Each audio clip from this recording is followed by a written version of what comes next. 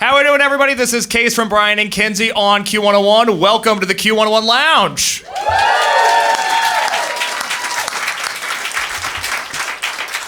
We have a full house here today for one of the bands that excites me most in all of music right now. I saw them for the first time at Riot Fest this past year. They blew me away. I had a great conversation with them on Q101's YouTube channel, A Case for Winona Fighter.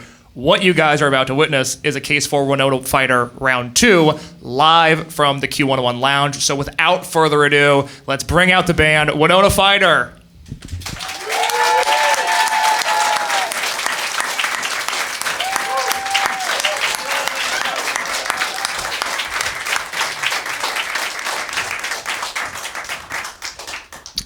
How we doing? Good, how are you? Good, welcome back to Chicago. Thank you, it's good to be back. I still haven't seen that frickin' bean yet, but it's on the list of things to do. The thing with the bean is that you're gonna go there and you're gonna go, surely there's more to this.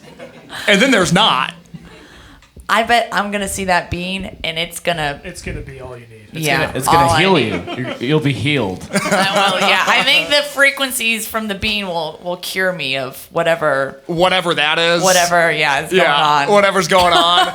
I'm so glad you guys are here. I was doing prep for this interview by scrolling through your TikTok page, and I saw something extremely concerning that I do want to address at the start of the interview, which is, Coco, are you living in a house that has black mold in it? We do need to text our landlord. You put that on the internet? I did. I just like to give the people little updates about my personal life. I don't know if it's black mold. It looks, technically is black really and mold, black. But it looks like the black.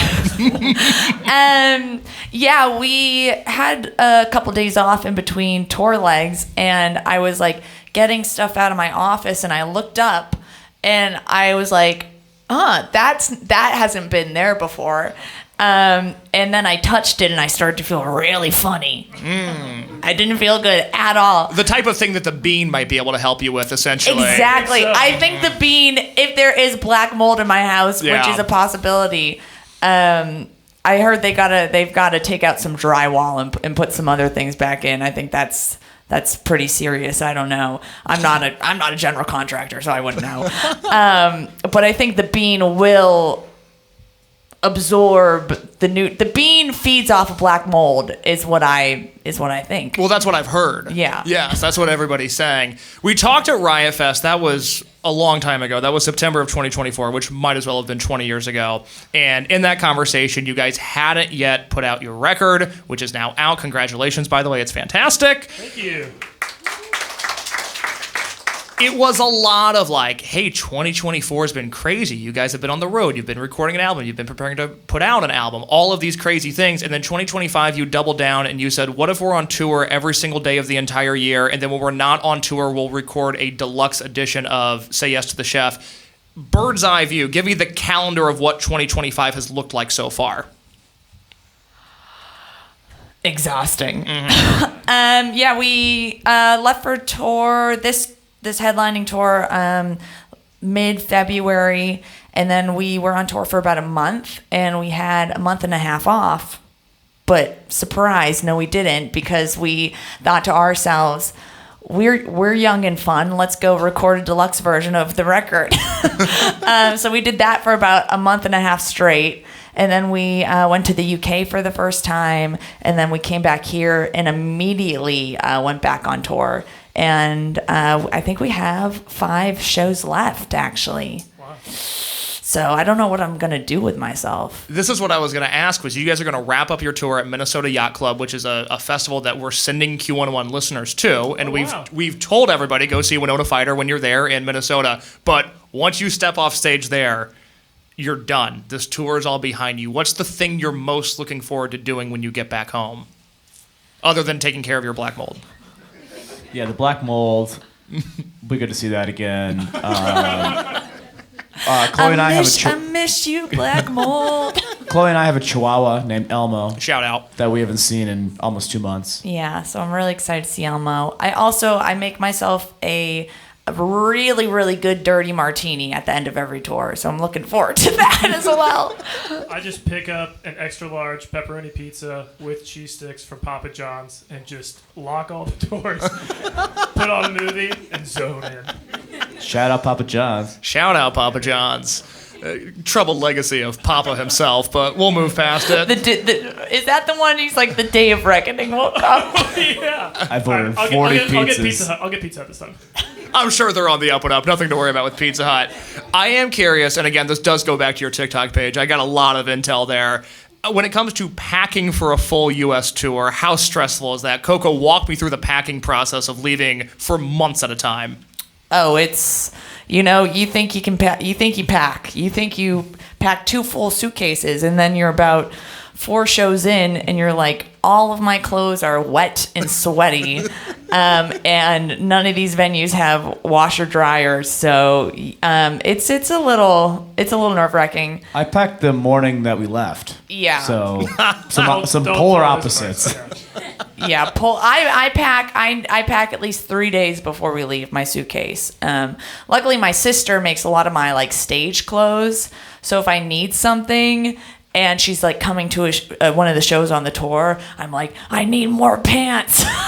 Bring me more pants. So that's really nice to have that. I love that. I am curious about you all specifically. The gentleman so handsome, Coco absolutely stunning, but you operate in this small frame. And I was talking to somebody before you guys came into the lounge today, and he was like, when she performs, she's so angry. And I want to know where that anger comes from. So if you haven't seen Winona Fighter live, they're incredible. They're at the top of my list of bands I enjoy live, but you guys are so pissed off when you get on stage. Yeah, for me, I think it comes from my mom is from the middle of nowhere, Alabama, and my dad is from Boston, Massachusetts. So I think I got a lot of that rage running through me. Dan and I are Midwest guys, so maybe we just like keep it bottled up, and then we get on stage and we're like, now's the time to let loose, baby. I feel like, I let it, like, during the song, I'm like, and then as soon as it stops, I'm like, great. Wasn't that amazing? Well, you guys do have a deluxe edition of My Apologies to the Chef that's coming out on September 5th. You can go pre-save that on your music streaming service of choice. On the deluxe edition, all of the songs that are on the original album are now going to be performed acoustically. Is that correct? Yes. What did you learn about yourself as a songwriter sitting down, deconstructing these songs and recording them in an acoustic version? Great question. Thank you.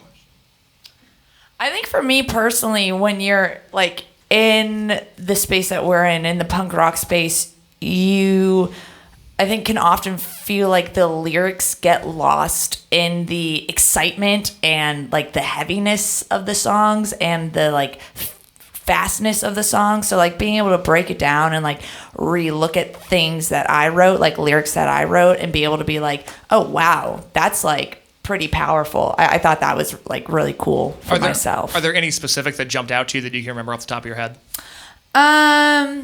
Yeah, I would say when the version we did of Don't Wallow is very, like, everyone we've shown it to is like, why am I choked up right now? So I think that was really cool. And then I think on like the kind of faster spectrum of things, I think redoing Are You Famous? Like, there are a couple lines in there that I'm like, whoa, girl, what hole are you crawling out of in that one? Also on the deluxe edition is this song called Don't Get Close. And the first time I heard this, because I was like, oh, acoustic stuff, I love that. But also there's this brand new song. First time I heard this song, Don't Get Close, knocked my damn socks off. Couldn't believe what I was hearing. There are some songs that, take you a second to really get into. About halfway through that, I restarted it. I said, I got to hear this again. Tell me about that song, but also, can you explain to me how certain songs end up on the original album and certain songs end up on the deluxe edition, unless, of course, you just wrote that while you were recording the deluxe edition, then that would make sense. And if I'm yapping too much, boys, please feel free to step in. You know me, I'll yap. No, yeah, go for it. No, I think with Don't Get Close, it was written maybe a little bit after we had like written the rest of the stuff for My Apologies to the Chef. I actually looked. It was December 7th, 2023. Oh, okay. Oh, So when was that? Was it really? Yeah. Wow. I had to look it up actually. Okay, so it was written in the. Oh, you know what? Because it was on. So when we chose what songs were going on the record, we wrote each one on a note card, laid it all out, and looked, and then picked. Okay, this one, like our roster almost, and then there were the other songs that got left behind, and Don't Get Close always just barely didn't make the cut. So when it came time to do the deluxe, we weren't going to add a new song. But I always felt like that song was really special and deserved its place on this record, because when we go into the next record, we want to do all new songs. Because we've, I think, grown and evolved so much. So, when it came time to do the deluxe, it was kind of a no-brainer. Let's add this song that we almost added 100 times. Why not just there was obviously something cool and special about it. So I love that. 2 more questions, and then I'll shut up and let you guys play. Q101, of course, is playing You Look Like a Drunk Phoebe Bridgers, which is an excellent song title, an excellent song. I am going to ask if you can divulge the meaning behind the lyrics in that song. yes. When I wrote You Look Like a Drunk Phoebe Bridgers, someone that I am very, very, very close to was in a really crappy situation in the music industry. And I'm the type of person who's oh, I wish I could fix this problem. But there was nothing I could do about it. And I just had a lot of anger about it and frustration because this person is extremely talented and was just getting their butt kicked every day. And, I think you hear about the horror stories of the music industry, but then when you witness it happening, it's oh my God, that's brutal, because it's such a beautiful thing. Music and the community it can create it is so beautiful. So for there to be evil people out there in that industry just kind of sucks. And you can say suck on the radio, just so everyone knows. We did go over the words you can and cannot say before the lounge started today, and suck was on the positive list. You can say suck.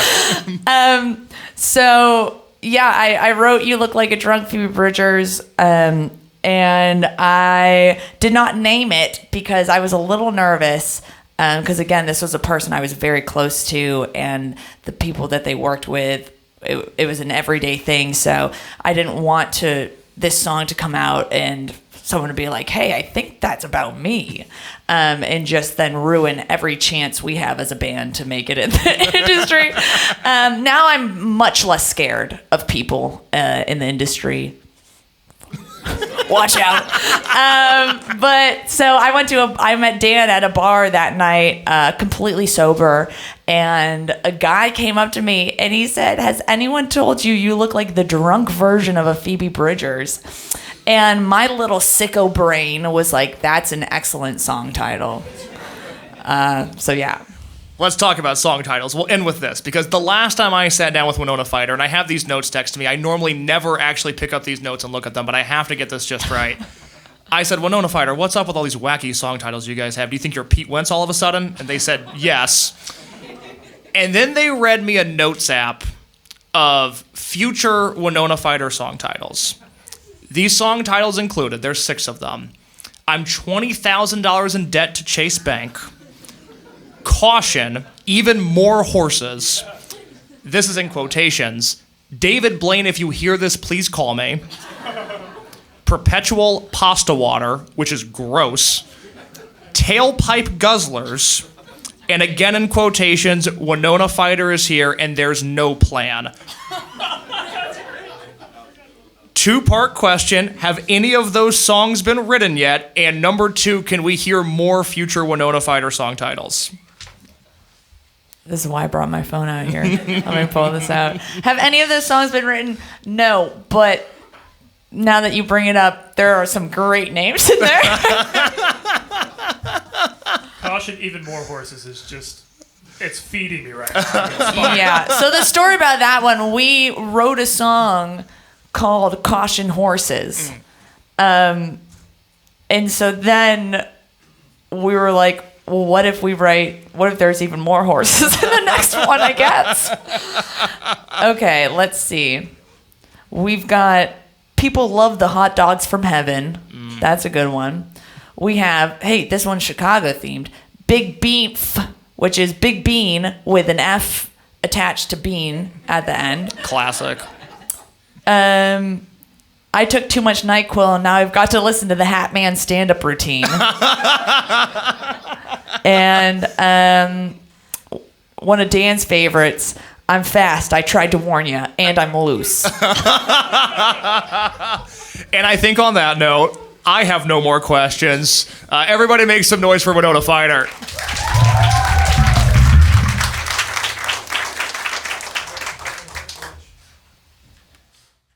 This might be a little loud, you guys.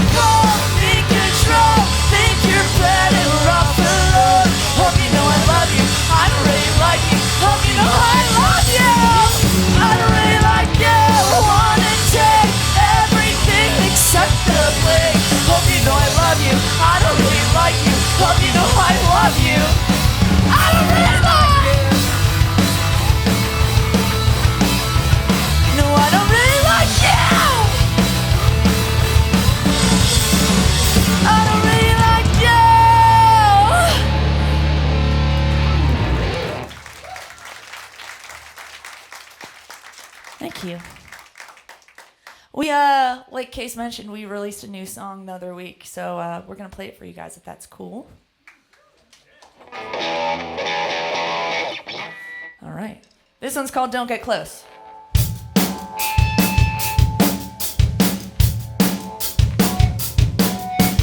Patient, be patient, I'm waiting, faded breath to lash out, to free, say sorry, I'm weak, I don't really wanna be like my neighbors left up on Joe Street. Love you like I need you, breathe you like the air, then lose my fucking mind.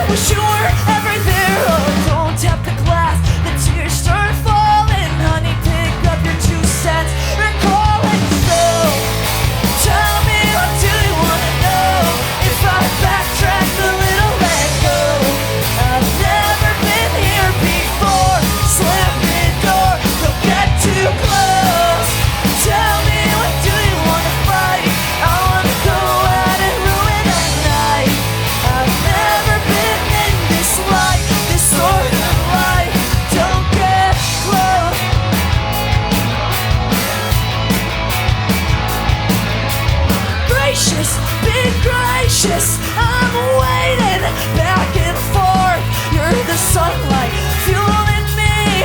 I'm the car spinning up and you're the tree. Don't tap the glass, the tears start falling. Honey, pick up your 2 cents or calling. So tell me, what do you wanna know? If I backtrack a little, let go. I've never been here before. Slam the door, don't get too close. Tell me, what do you wanna fight? I wanna go out and ruin a night. I've never been in this life, this sort of life. Don't get close. Need to crawl in there. I can't even breathe with just me in my skin, scratching the surface. So tell me, what do you wanna know?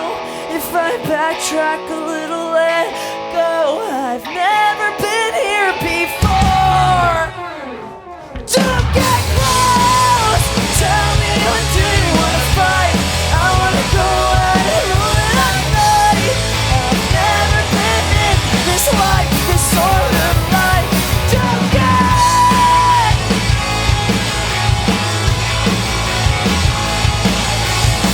close.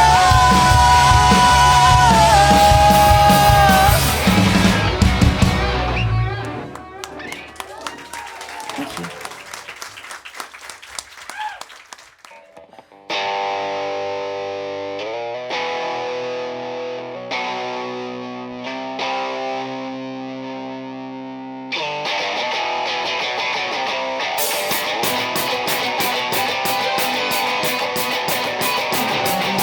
Don't try and say I didn't warn ya. Should've left this games in California. You've got a knife, well I've got a gun. If you're gonna walk, then I'm gonna run right over you. 'Cause I've got nothing to lose. Whoa, oh, he's a dirty thief. Whoa, whoa, stay the hell away from me. Oh, you want is to take the money and run. You son of a bitch, I've had it. Stay away from me. Go ahead, I'll let you take the first part. 'Cause honey, I know you ain't got much. And you're going down in front of your friends. You try to get up and knock your ass out again. I mean, oh, this respect. Whoa, oh, he's a dirty thief. Whoa, whoa, stay the hell away from me. Oh, you want is to take the money and run. You son of a bitch, I've had it. Stay away from me.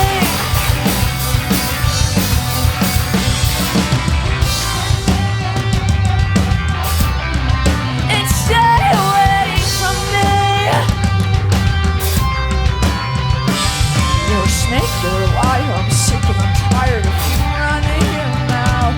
You're a snake, you're a liar. If you want to sing along, come on, let's go. Whoa,